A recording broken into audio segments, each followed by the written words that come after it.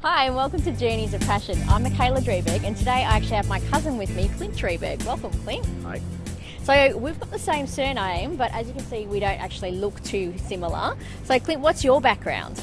Well, we share the Sri Lankan heritage, but I've also got a bit of Burmese mixed in there too from mum's side of the family. And you were born in Australia? Yeah, mum and dad came out here, 30 to 40 years ago, and a bit of a prawn cocktail, as I like to call myself. But you're not a Melbourne boy? No, Perth, and then Brisbane, and Sydney, and now Melbourne. I'm currently the executive producer of the Gold Breakfast Show, 104.3, and that's been a job that I've done for the last sort of 12, 13 years, yeah. And so where did this passion for the media stem from? I don't know, really. I can't pinpoint it. All I can think about is my earliest memories back to childhood. Just always been fascinated by whatever it was that was surrounding me, and then I later worked out it was the media. Whether I just be watching the TV and trying to work out how that happened on the screen in front of me, or listening to the radio and always being fascinated by the competitions and the song and the voice that was coming out of the radio, and then also even just magazines and newspapers, wondering who got that cool job of interviewing those people or writing that story or taking those photographs. And it was later, as I grew up and started to study, that I worked out, this is a thing, a medium, and then I started to stick my fingers in and see what I'd liked about it, really, yeah. So how does one become the executive producer of a radio station? It's a long journey, a lot of doing a lot of free work and work experience.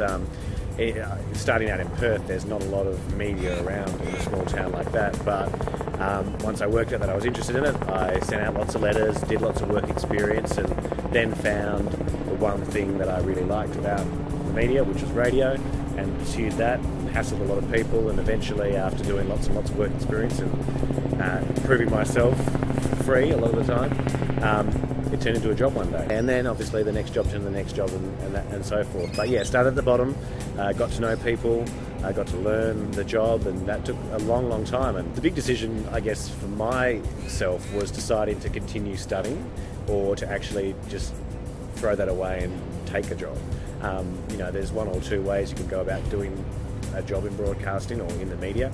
Go to uni, get the big certificate and hang on the wall and then find a job, or do what I did and actually weasel your way in there and prove yourself and learn on the job. And I'm still learning 13 years later, but you always wonder what would have happened if you stayed and finished and got that piece of paper to hang on the wall. So I guess, that might be a challenge if I ever decide not to do radio now, but for right now it's good. And what have been some of your greatest achievements along the way? Well, I guess everyone's most interested in the perks and the fun stuff you get to do. After so many years, they all sort of roll into one, but just the other day I realised I was at the Logies for the 11th time, and I get to travel a fair bit for work too, go to some amazing places and do things that I necessarily wouldn't even choose to do, but that end up being quite an experience. Got to go to the Rugby World Cup in New Zealand last year, got to go to Los Angeles and travel on the inaugural flight of an airline with Richard Branson. Get to meet extraordinary people. You also get to help people. The media has a very powerful pull, and it's very public, and I've been able to use the radio and other mediums to help people, help school kids who need to raise money to go on a camp somewhere, help someone who's less fortunate do something that they want to do. You brought along a photo as well, so tell us about why that's so special to you. Well, it's a slightly embarrassing photo as well, but it's a photo of me back in primary school, so this is the late 80s, early 90s, and I was lucky in my little school in Balladura in Perth, Western Australia. There was a little school radio station we had. It was something, funnily enough, that my brother did, so I was kind of interested in it because he'd done it before me 4 years before, and it was something that allowed me to explore this passion that I was fascinated by, the radio.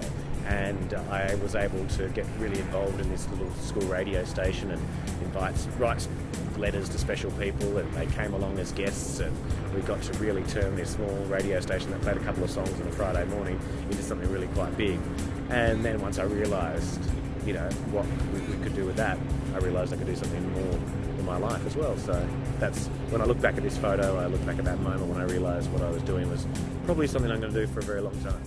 Great. Well, thanks for taking the time to chat with us today. I'm Micaela Drieberg, and don't forget to follow your passion.